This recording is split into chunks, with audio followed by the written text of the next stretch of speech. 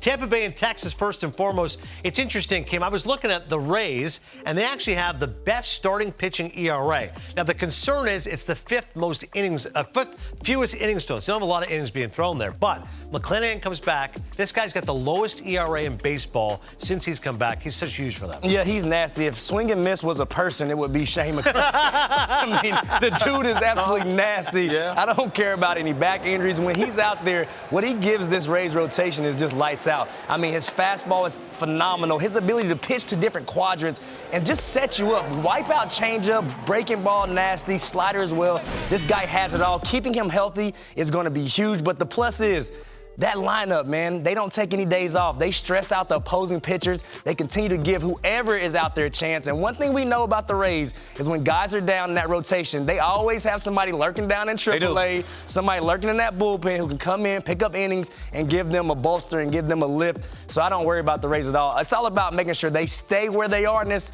tough AL East. Yeah. Keep afloat, try to, fight off those O's. But if they can, they're going to get guys back at the right time. They're going to be dangerous. Cliffy, in the box, lefty, for you facing McClanahan, 97? Yeah, everybody talked about, back in the day, how much you face Randy Johnson. I go, well, least possible. Right. I didn't want to face him. But, sometimes, you don't want to be like everybody's, you get in the box. Yeah. There are some lefties you should have a day off, against, and you should have righties out there like Cam. Yes. Go get them, big dog. Yeah. I'm rooting for you on the top step. When the righty come in from the bullpen, I got you. I got You know what I'm saying? Chris Carpenter was my guy, man. I woke up, I saw. Tonsils are inflamed. All of a sudden, we don't want to get anybody. It might be contagious. Right, too. I need to leave me in the back room. Don't even bring him to the yard. You had days like that.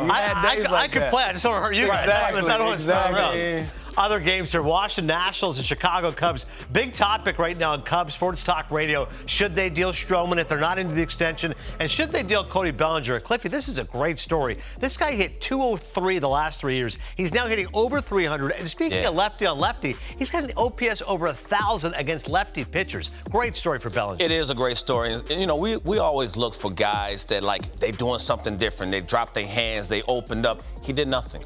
Wow. He did nothing. All he did was got out of L.A., and I don't know what happened in L.A. I will never speculate, but what I do know is he's hitting, every single day. Unfortunately, he won the IL, which cost him probably to go into the All-Star game. But when we talk about bounce back, look at last year. Now, Cam, I don't know, is there anything that much different? Looks the same to me, Looks the same. All he's doing is getting a chance to play against lefties. And what happened when you get a chance to play every day? You figure it out, right? If you good and you have talent, you figure it out.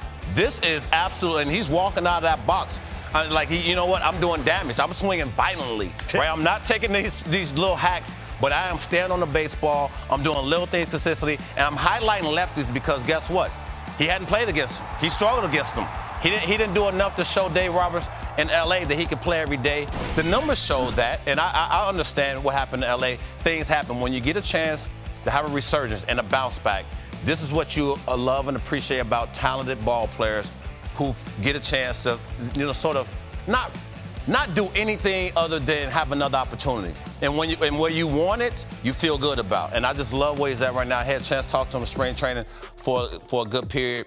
And he talked about just doing little things in off season. He didn't speculate. He didn't go into it. He didn't get deep dives into it. He just was like, I was able to sort of take a step back from the game, understand what was going on, dealt with whatever he dealt with personally in L.A. And I think it just gave him that sense of well, I haven't lost anything. So I'm not going to go change anything, go back down, all the way down and try to figure it out. I'm just going to stay in my lane. Yeah. And it's going to work. He believed in that, so that's why I gave him hats off. And I cannot help but to think, 2 years he was fighting that shoulder injury. I had a labrum repair, and it takes you almost 2 years, and especially when you have a violent swing like Belly had.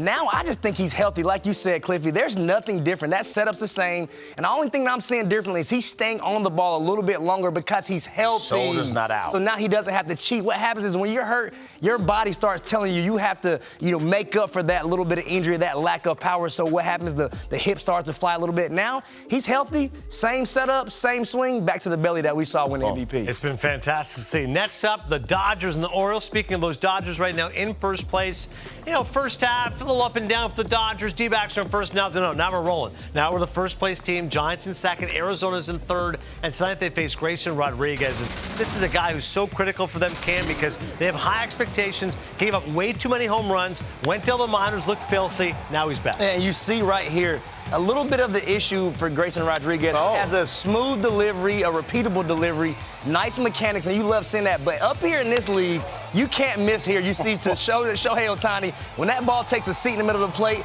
it takes an even further seat away from you out there in those seats. But right here, he went down to the minor leagues. You see the stuff plays up, plus fastball, electric life, good movement, working the inner half. And he has a wipeout changeup and a wipeout breaking ball. This is where he needs to live, right here at the edges. You see these clips off the edges, attacking early, getting ahead, and then living off the edges. Up here in the big leagues, when you get ahead, you can't miss in the middle. We take big advantage of mistakes up here in the big leagues, and that's what happened.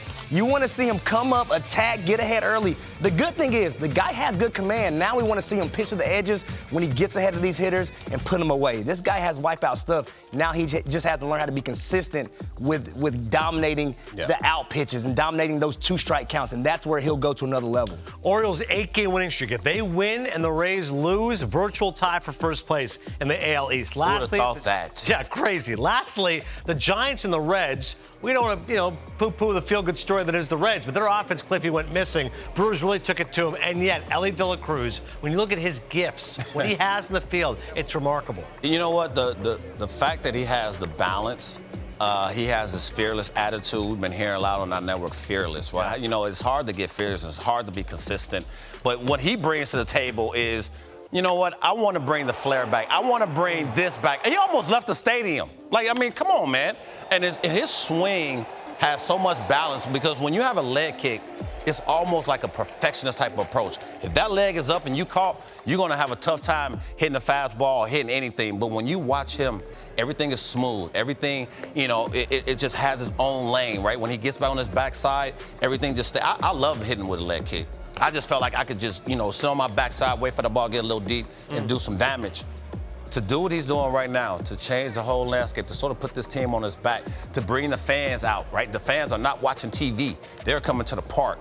That in itself gives you that, the Reds turned this thing around quick. Like that window opened up, and I don't think they were even thinking it was going to open up this year. But when it do open up, you got to take full advantage, and we'll see what they do at the break at the trade deadline, because I don't think you want to let this go away. You talk about fans, Cliff. Pre-Elly, 19,000 a game. Post-Elly, 30,000 a game. Yes, sir. The fans are coming out to see this man, and he is electric.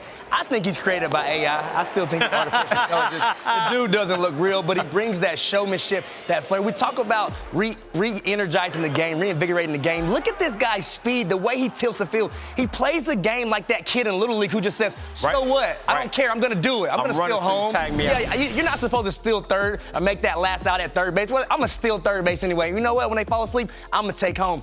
What he does from a standpoint of really making the game exciting. I coach a group of 15, 16-year-olds, and all they talk about all weekend, Elly De La Cruz, coach. Elly De La Cruz, Elly De La Cruz, are you fast as him? I can't do nothing like Elly De La Cruz on the field. I dreamed about it. I made that guy in MLB The Show. That's the guy you make, 6'5", nasty, 99 speed, 99 pop. He has everything, but he has a flair, and he has a fearlessness that you love to watch.